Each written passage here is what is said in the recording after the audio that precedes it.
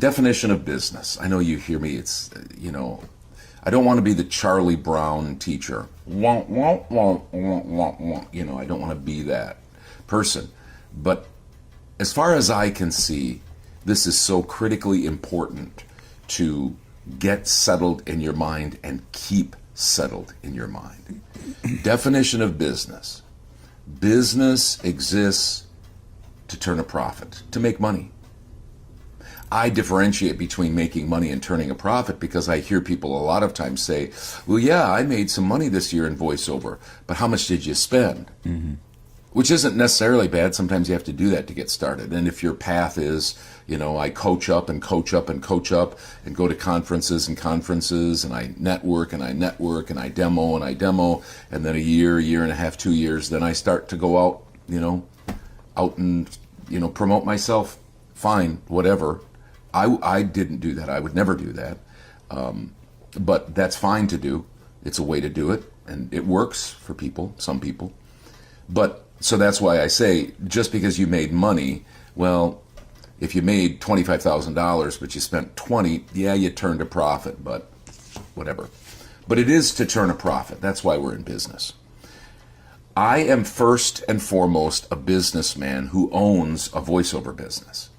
I'm not an actor. That's not first and foremost what I am. I am a businessman who owns a voiceover business. And as a business, I am first and foremost a service provider. That's how I look at myself. I provide a service. In other words, I get paid for providing a service. I have a service that I provide for my customers.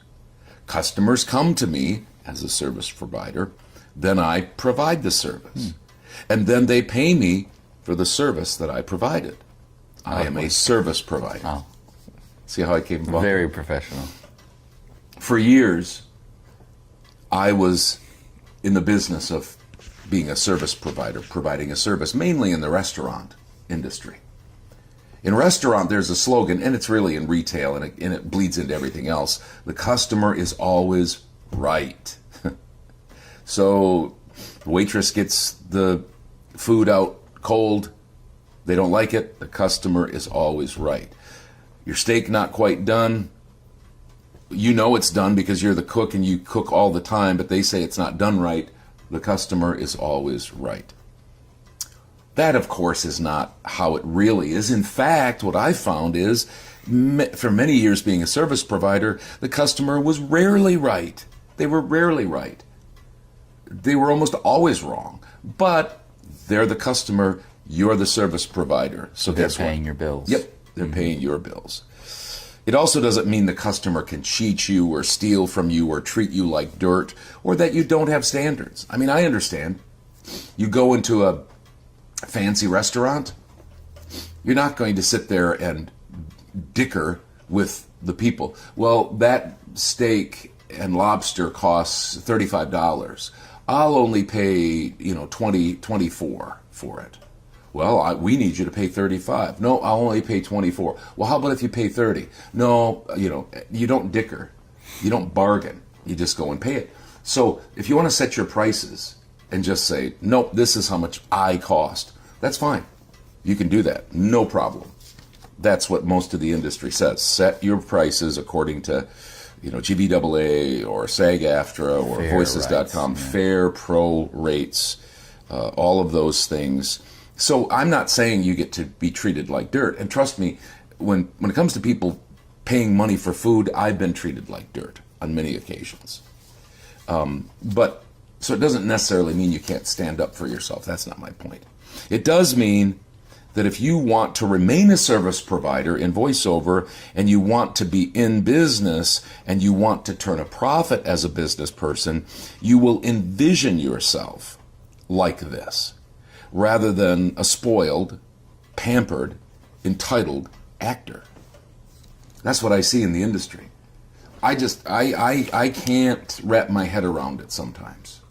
There are some people who can do that, whether it's on-camera actors. You hear about, like I'll see on Facebook, the 10 most, rude actors, and they'll show the people and what they did to different people. Or sometimes you'll see it on Access Hollywood. I don't watch that show, but I hear about this, and you'll see how they're rude to their, and they can afford to do that because they're who they are. All my point is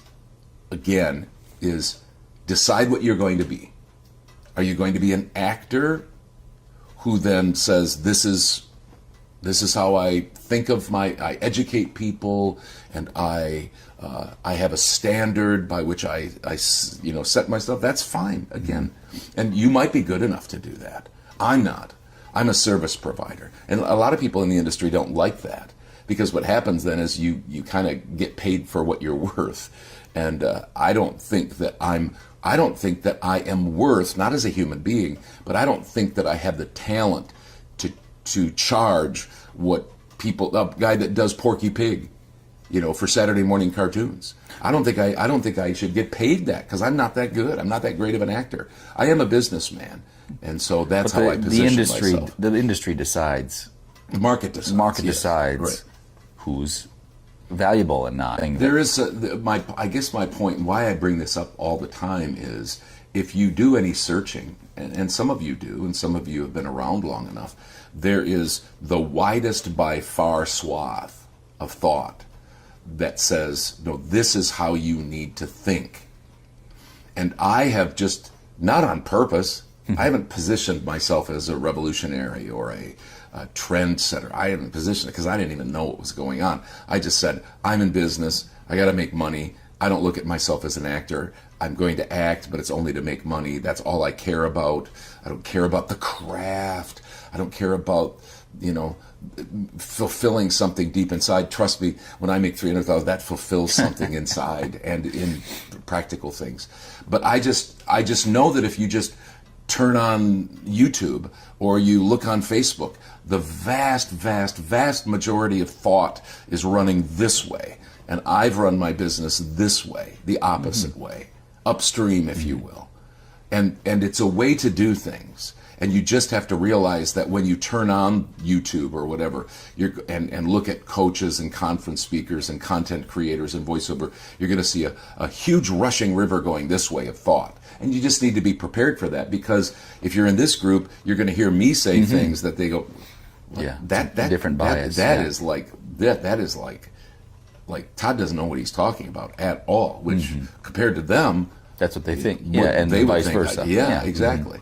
So, although I know I'm 100% sure that big rushing river, there are some people that make it big doing it that way. No problem at all. It's just that there's I think a very tiny amount of people. Whereas if you look at it as a business and you just grind it out, it's not that much fun, but you're in business. Hey, you're in business. So I think there's a lot more people that could do it my way and scratch out a good living. And I mean it, scratch it out.